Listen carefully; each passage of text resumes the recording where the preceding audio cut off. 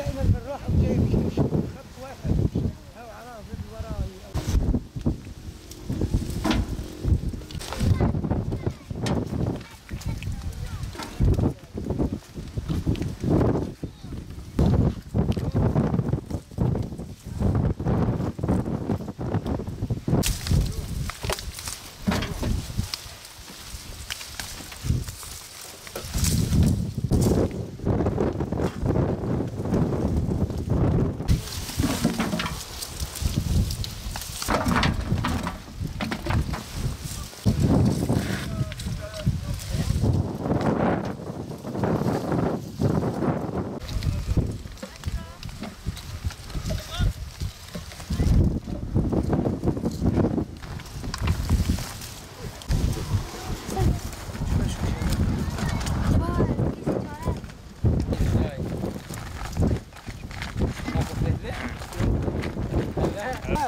Muhtar.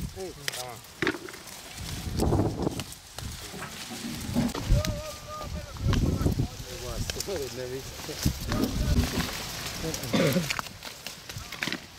لازم تاخذ كم كلمه.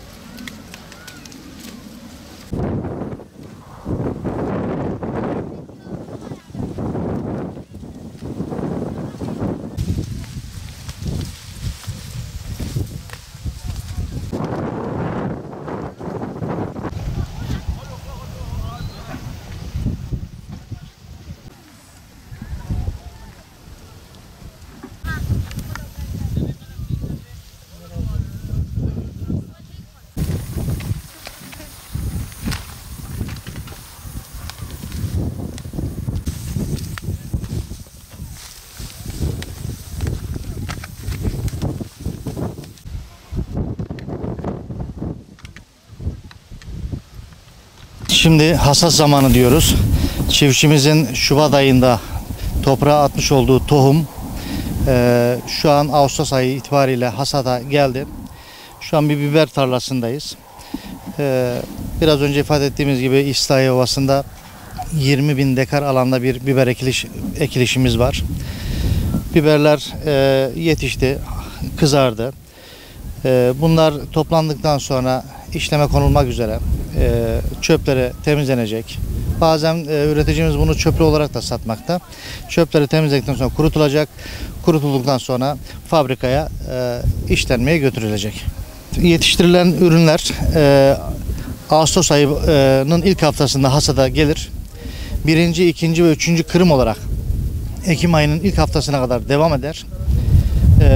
Pul biber olarak bunlar hasat edildikten sonra değerlendirilir. Bir takım işlemden geçtikten sonra piyasaya arz edilir.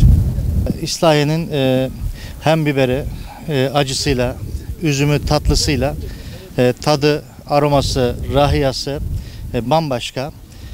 İklimi çok müsait. Burada yetiştirilen ürünler fabrikalarda işlendikten sonra paketlenip ambalajlanarak hem iç piyasaya hem de ihracata gönderilmekte. Orta Doğu ülkelerine, Almanya'ya, Avrupa'ya kadar sevki yapılmakta. Biber ekiyoruz. Burada geçimimiz biber. Kaynağımız, bütün İslahiye Ovası burası. Biber kaynağımız var. Başka bir gelirimiz yoktur. Hayvancılık yapan da var ama çoğunluk biberdir.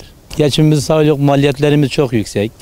Mazot aldı başına gidiyor. Gübre olsun. Hani maliyetimiz, elektrik olsun çok yüksek. Yani bir iki, üç kuruş kalır dedik ama o da kalmıyor. Çünkü ucuza gidiyor şu anda. Gübreyle mazotu ancak başa baş çıkartıyorsa o da. Maliyetimiz yüksek olduğundan dolayı biz kazanç elden edemiyoruz. Biber alanımızda 150 dönüm biber ektik. Ortağım var benim. Ortakla beraber ektik. Şu anda verimimizde 1 ton 200 kilo verim arıyoruz. Onu vermeyen de var. 800-900 kilo veren de var. Şu anda 1 ton. Maksimum 1 ton 200 kilo alıyor burada bir biber. Üretimde olan biberimizi yetiştiriyor. Biz üreticiyiz. Yetiştirip kurutuyor. Amelerin önüne seriyor. Kuyruğunu çekiyorlar. Temizletiyor. Sonra parçalama makinesinden geçiyor. Kuruttuktan sonra çuvallara koyup pazara sunuyor. Hangisi ticarlar, fabrika sahipleri olsun. Hangisini anlaşırsak onlara veriyor.